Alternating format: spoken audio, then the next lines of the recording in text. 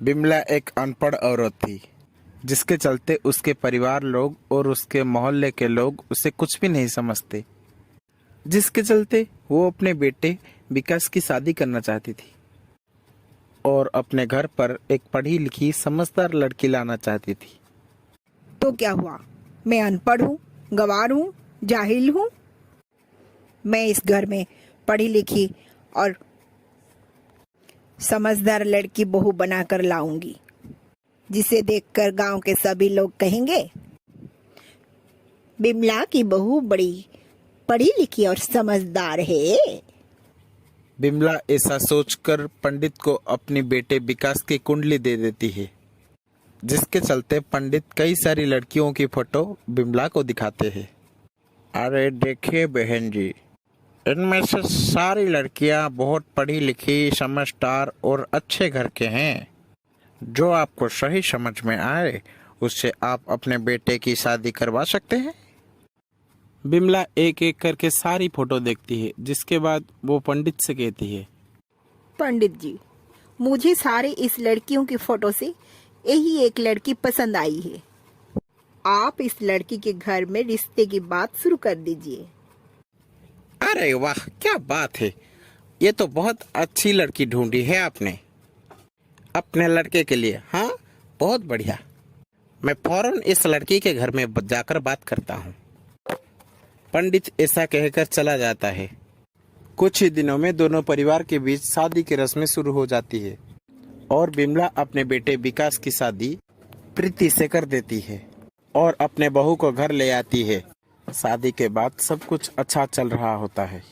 तभी एक दिन प्रीति सोफे पर बैठकर दरवाजे के ऊपर निहार रही होती है। इतनी देर हो गई है, अभी तक डिलीवरी बॉय आया ही नहीं। कहाँ रह गया ये? कुछ समझ ही नहीं आ रहा। तभी वहाँ बिमला आ जाती है। क्या हुआ बहू, यहाँ क्यों बैठी है? कोई परेशानी है तो मुझे बताओ, या किसी का इंतजार कर रही हो? तभी अचानक से घर की घंटी बजती है। इंतजार का समय खत्म हुआ माँ जी। अब तो हमारी घर की घंटी बज गई। प्रीति ऐसा कहकर दरवाजा खोलती है और डिलीवरी बॉय से अपना पार्सल ले लेती है। जिसके बाद वो पार्सल लेकर अंदर आती है और पार्सल खोलकर उसके अंदर से एक सुंदर सी साड़ी निकालती है और उसे अपने ऊपर लगाकर देखने लगती है। वाह, जैसा सोचा था बिल्कुल वैसा ही है। बहुत सुंदर लग रही है ये साड़ी। प्रीति की साड़ी देखकर बिमला कहती है, कौन था ये लड़का जो तुझे साड़ी देकर गया है? क्या है ये सब? तू इस घर की बहू है, बहू। क्या ये सब तुझे शोभा देता है? तू कोई गैर मर्द से कुछ भी ले ले। ये सुनते ही प्रीति हंसने लगती है और हंसते हुए बिमला से कहती है, अरे माँ जी, आप ये कैसी बात कर रही हो? वो आदमी मेरी कोई जान पहचान का नहीं है, बल्कि वो डिलीवरी बॉय है। उस आदमी का काम ही यही है कि हम जो ऑर्डर कर दे हमारे घर तक ले आए। क्या कहा बहू? Delivery boy? अरे ये डिलीवरी बॉय क्या होता है? माँ जी, आपको ये नहीं पता डिलीवरी बॉय क्या होता है? मुझे तो यकीन ही नहीं आता। एक शहर में रहने वाली लेडीज को ये नहीं पता डिलीवरी बॉय क्या होता है।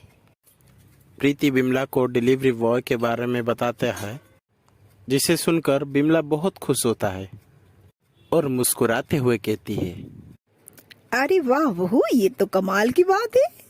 अरे वाह, हम तो घर बैठे कुछ भी मंगवा सकते हैं। हाँ हाँ, क्यों नहीं। ऐसा कहकर प्रीति अपनी नई साड़ी लेकर कमरे में चली जाती है। इसके साथ बिमला अपने बहू जैसी एक सुंदर सी साड़ी ऑर्डर करने के लिए ऑनलाइन शॉपिंग करती है। जैसे उसे अपनी बहू जैसी साड़ी दिखती है, वो कहती है, अरे वाह, क्या बात है। मुझे तो पता ही नहीं था घर बैठे बहू जैसी कुछ भी मंगवा सकती हूँ। बिमला फौरन ही वही साड़ी ऑर्डर कर देती है। अगले ही दिन डिलीवरी बॉय घर पर उसी ही साड़ी को ले आती है और बिमला उसे पहनकर अपने बहू के सामने आती है। अब बताओ, ये साड़ी मेरे ऊपर कैसे लग रही है? बहुत सुंदर लग रही है माँ जी, आप और आपकी साड़ी। प्रीति की बात सुनकर बिमला अपने कमरे में जाती है और बहुत ही खुश होती है। ऐसे ही एक दिन बिमला जब प्रीति के कमरे के पास गुजर रही होती है तो वो प्रीति के कमरे के अंदर झांकने लगती है, जहां उसे शीशे के आगे बहुत सारे प्रोडक्ट नजर आते हैं। अरे क्या बात है, मेरी बहू इतनी सारी प्रोडक्ट यूज करती है और मुझे पता ही नहीं। तभी तो मैं बोलूं कि मेरी बहू की त्वचा इतनी निखरी निखरी और मेरी त्वचा इतनी खुतरी क्यों लगती है। अब मुझे भी अपना त्वचा का ख्याल रखना चाहिए। अब मैं ये सारी प्रोडक्ट अपने लिए जरूर मंगवाऊंगी। ऐसा कहने के बाद वो फौरन अपने कमरे में जाती है और अपना फोन उठाकर सेम टू सेम वही प्रोडक्ट ऑर्डर कर देती है, जिसके बाद बिमला की सारी प्रोडक्ट आ जाते हैं और वो उस सारी प्रोडक्ट को इस्तेमाल करना शुरू कर देती है। लेकिन वो सारे प्रोडक्ट प्रीति के स्किन के हिसाब से थी, जिसके चलते बिमला को अपने स्किन पर बहुत सारी एलर्जी और परेशानियां शुरू हो जाती है। अरे अरे ये क्या, मेरा चेहरा तो खराब होते जा रहा है। मैंने तो वही प्रोडक्ट यूज किया जो मेरी बहू कर रही थी, फिर मेरा चेहरा ये निखरने के बजाय ये और खराब कैसे हो गया। बिमला शीशे में खुद कर देखकर रोने लगती है और रोते हुए उसकी आवाज प्रीति के पास पहुंच जाती है। प्रीति अपने सास के पास आती है और अपने सास से कहती है, क्या हुआ माँ जी, आप रो क्यों रही हो? आपके चेहरे पर ये क्या हो गया है? तू यहाँ क्यों आई है करमजली? चली जा, जा चली जा, दोबारा मत यहाँ आयो। देख तेरी वजह से मेरे चेहरे का हाल क्या हो गया है। देख रही है ना, ये सब तेरे करने की नतीजा है। लेकिन माँ जी, इसमें मेरी क्या गलती है? आप ही बताओ ना, भला मैं आपके चेहरा क्यों खराब करूँगी?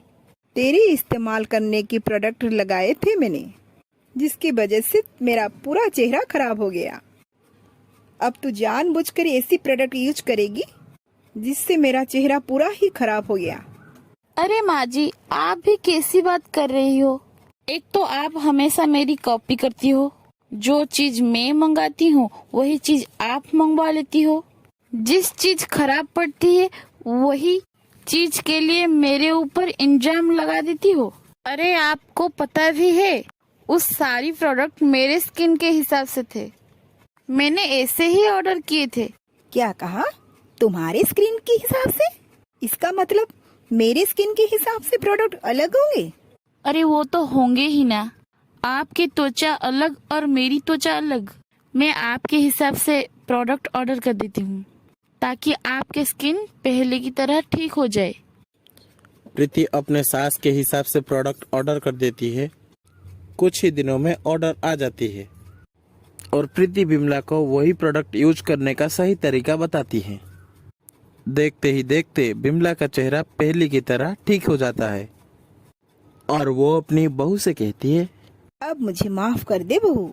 मैंने सोचा था कि पढ़ी लिखी बहू आएगी तो मैं उसका कॉपी करके उसकी जैसी हो जाऊंगी, लेकिन कॉपी करने से नहीं होता है, सब अपने हिसाब से देखना पड़ता है।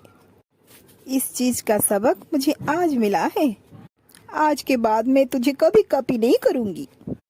ये सुनकर प्रीति बहुत खुशी होती है, जिसके बाद सास बहू खुशी खुशी रहने लगते हैं।